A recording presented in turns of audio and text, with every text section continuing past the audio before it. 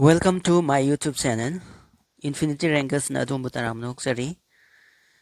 Channel asibu growth tobada mayamgi mateng ijari mayam support tobiramu. Channel asibu subscribe tobiramu, like nambiramu, comment pibiramu.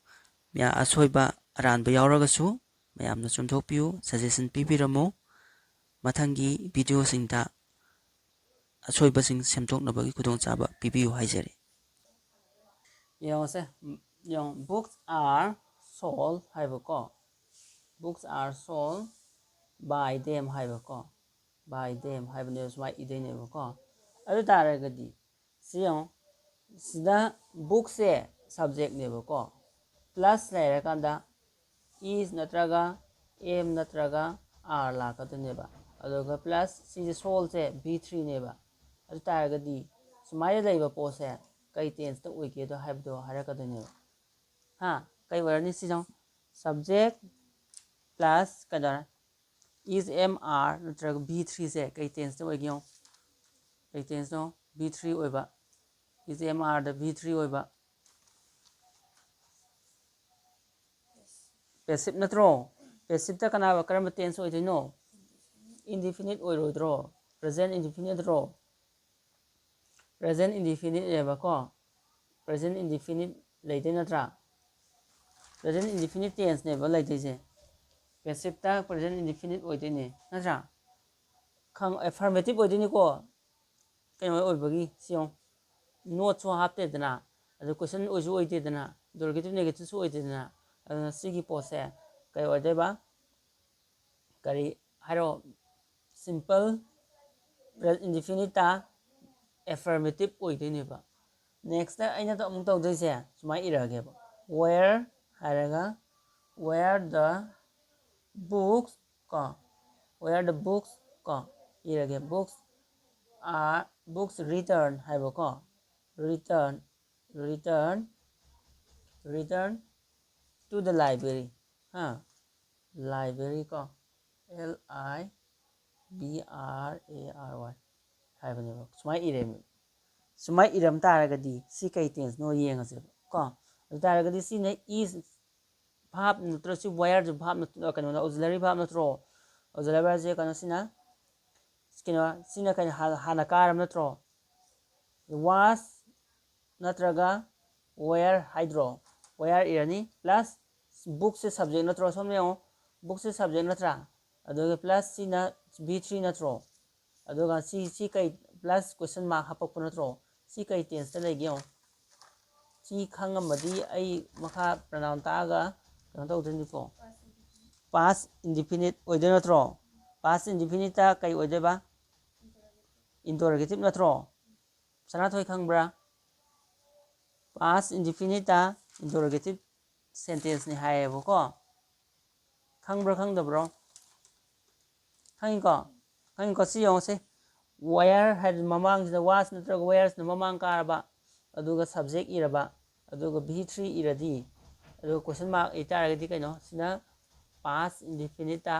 passive voice to oide natro active natraga passive oide natro se passive voice natro asine passive voice na khango ba khango sida kanagumba khana kaidore passive oiradi ba yaudra ba ju yaude hairakane ba passive voice ta preposition hapa matamda by khaktang natti ko leirise to ju hapa yai in ju hapa yai ko with ju haiba yai ko asida hapi je kaino to je to the library has si to je preposition do ne ba khango yan tai ko aduna si by yaudde si kamai passive oino ka hang pa yai ko adu kaidore by khakta sizinagani haiba leiti ko by ju sizinani with ju sizinani adagi in ju sizinani to ju sizinani tam matangi matung ina sizinadori ne yan daraba yan ta bro yan dai ko se adu taragadi next ta mu hairage ko question mathangi question mu hairage ba she ko she will ko she will be shocked she will be shocked ꯀꯩ ꯍꯥꯏꯅꯤ at the news at the news ꯄꯥꯎꯗ ꯇꯥꯕꯗ ꯍꯥꯏꯕꯅꯤꯀꯣ ꯑꯗꯨ ꯇꯥꯔꯒꯗꯤ ꯁꯤꯁꯨ ꯀꯩ ꯑꯣꯏꯔꯛꯀꯗꯒꯦ ꯍꯥꯏꯕꯗ ꯌꯦꯡꯉꯁꯦꯕꯀꯣ ꯁꯤ ꯁꯕꯖꯦꯛ ꯂꯩꯔꯦ ꯀꯣ ꯃꯊꯪꯗ ꯁꯕꯖꯦꯛ ꯂꯩꯔꯦꯀꯣ ꯁꯕꯖꯦꯛ ꯄ꯭ꯂꯁ ꯋꯤꯜ ꯅꯠꯇ꯭ꯔꯒ ꯁꯦꯜ ꯍꯥꯏꯔꯅꯤ ꯀꯣ ꯄ꯭ꯂꯁ ꯕꯤ ꯍꯥꯞꯄꯅꯤ ꯄ꯭ꯂꯁ ꯕꯤ ꯊ꯭ꯔꯤꯁꯦ ꯀꯩ ꯇꯦꯟꯁꯅꯣ ꯌꯦꯡꯉꯨ ꯁꯤ ꯀꯩ ꯇꯦꯟꯁ ꯑꯣꯏꯗꯣꯏꯅꯣ ꯅꯪꯅ ꯈꯪꯒꯗꯕ ꯑꯃꯅ ꯕꯤꯁꯨ ꯍꯥꯞꯄ ꯑꯗꯨꯒꯤ ꯃꯊꯪꯗ ꯕꯤ ꯊ꯭ꯔꯤꯁꯨ ꯍꯥꯞꯄꯛꯀꯗꯣꯏ ꯅꯠꯇ꯭ꯔꯣ ꯑꯗꯨ ꯇꯥꯔꯒꯗꯤ ꯁꯤ ꯇꯦꯟꯁꯁꯤ ꯀꯩ ꯑꯣꯏꯔꯅꯤ ꯍꯥꯏꯔꯣ ꯀꯔꯤ ꯐꯣꯝ ꯑꯣꯏꯗꯣꯏ ꯑꯦꯛꯇꯤꯚ ꯑꯣꯏꯒꯗ꯭ꯔꯥ ꯄꯦꯁꯤꯚ ꯑꯣꯏꯒꯗ꯭ꯔꯣ ꯄꯦꯁꯤꯚ ꯑꯣꯏꯔꯅꯤ ꯍꯥꯏꯕ ꯅꯠꯇ꯭ꯔꯣ ꯑꯗꯨꯗꯤ ꯄꯦꯁꯤꯚ ꯑꯣꯏꯔꯅꯤ ꯈꯪꯉꯕꯅꯤꯅ ꯀꯩ ꯇꯦꯟꯁꯅꯣ ꯍꯥꯏꯕ ꯉꯝꯒꯗ꯭ꯔꯥ ꯐ꯭ꯌꯨꯆꯔ ꯀꯩ ꯏꯟꯗꯤꯐꯤꯅꯤꯠ ꯑꯣꯏꯔꯣꯏꯗ꯭ꯔꯣ ꯑꯗꯨ ꯇꯥꯔꯗꯤ ꯄꯦꯁꯤꯚ ꯑꯩ ꯍꯧꯖꯤꯛ ꯈꯛꯇ ꯍꯥꯏꯈꯤꯕꯗꯣ ꯄꯦꯁꯤꯚꯇ ꯑꯗꯨꯒ ꯄꯦꯁꯤꯚ ꯍꯥꯏꯔꯗꯤ ꯕꯥꯏ ꯌꯥꯎꯐꯝ ꯊꯣꯛꯇ꯭ꯔꯣ ꯍꯥꯏꯔꯛꯀꯅꯤꯗꯅ ꯑꯗꯨ ꯍꯤ ꯏꯖ ꯒꯤꯕꯟ ꯕꯥꯏ ꯃꯤ ꯀꯥꯏꯅ ꯗ ꯄꯦꯟ ꯏꯖ ꯒꯤꯕꯟ ꯕꯥꯏ ꯃꯤ ꯀꯥꯏꯅ ꯁꯨꯃꯥꯏꯅ ꯕꯥꯏꯒ ꯍꯥꯏꯗ꯭ꯔꯣ ꯑꯗꯨꯃꯥꯏꯅ ꯕꯥꯏ ꯌꯥꯎꯕꯗꯣ ꯕꯥꯏ ꯌꯥꯎꯗꯦꯅ ꯍꯥꯏꯔꯛꯀꯅꯦꯕ ꯑꯗꯣ ꯕꯥꯏ ꯈꯛꯇ ꯅꯠꯇꯦꯅ ꯍꯥꯏꯕꯗꯣ ꯑꯣꯏꯅ ꯑꯦꯠꯁꯨ ꯌꯥꯏꯑꯕꯀꯣ ꯑꯦꯠꯁꯨ ꯌꯥꯏꯑꯕꯀꯣ ꯄ꯭ꯔꯤꯄꯣꯖꯤꯁꯟꯁꯦ ꯁꯤ ꯑꯦꯠꯁꯦ ꯄ꯭ꯔꯤꯄꯣꯖꯤꯁꯟꯅꯦꯕ ꯁꯤ will be so at the news ꯍꯥꯏꯕꯅꯦꯕ ꯈꯪꯉꯤꯀꯣ ꯁꯤꯅ ꯁꯤꯁꯨ ꯀꯩꯅꯣ ꯄꯦꯁꯤꯞꯇꯣ ꯅꯪ ꯇꯦꯟꯁꯦ ꯑꯥꯏꯗꯦꯟꯇꯤꯐꯥꯏ ꯇꯧꯕ ꯍꯩꯔꯗ꯭ꯔꯣ ꯍꯩꯇꯥꯔꯒꯗꯤ ꯑꯩ ꯍꯌꯦꯡ ꯃꯊꯪꯗꯅ ꯑꯃꯨꯛ ꯆꯦꯟꯖ ꯇꯧꯕ ꯑꯃꯨꯛ ꯇꯥꯛꯀꯦꯕ ꯆꯦꯟꯖꯁꯦ ꯑꯦꯛꯇꯤꯞꯇ ꯂꯩꯔꯝꯕꯁꯦ ꯀꯩꯅꯣ ꯄꯥꯁꯇ ꯂꯩꯔꯝꯕꯁꯦ ꯐ꯭ꯌꯨꯆꯔꯗ ꯑꯃꯨꯛ ꯑꯣꯟꯕ ꯐ꯭ꯌꯨꯆꯔ ꯂꯩꯔꯝꯕꯁꯦ ꯄ꯭ꯔꯖꯦꯟꯇ ꯑꯃꯨꯛ ꯑꯣꯟꯕ ꯁꯨꯃꯥꯏꯅ ꯑꯣꯟꯊꯥꯡ ꯑꯣꯟꯖꯤꯟ ꯇꯧꯁꯦꯕ ꯑꯥꯏꯗꯔ ꯄꯦꯁꯤꯞꯇ ꯑꯣꯏꯔꯁꯨ ꯑꯗꯒꯤ ꯏꯟꯇꯣꯔꯒꯦꯇꯤꯞ ꯅꯦꯒꯦꯇꯤꯞꯇꯕꯨ ꯑꯣꯏꯔꯁꯨ ꯑꯣꯟꯊꯣꯛ ꯑꯣꯟꯖꯤꯟ ꯇꯧꯕꯁꯦ ꯇꯝꯁꯦꯕꯀꯣ ꯑꯗꯨꯒꯤ ꯃꯊꯪꯗ ꯂꯩꯗꯣꯏꯁꯦ ꯐꯣꯔꯗ ꯀꯩ ꯂꯩꯅꯣ ꯃꯊꯪꯗ ꯀꯩ ꯍꯥꯏꯅꯤ ꯋꯤꯜ ꯍꯥꯏꯔꯒꯦꯕꯀꯣ ꯋꯤꯜ ꯀꯣ the computer will the computer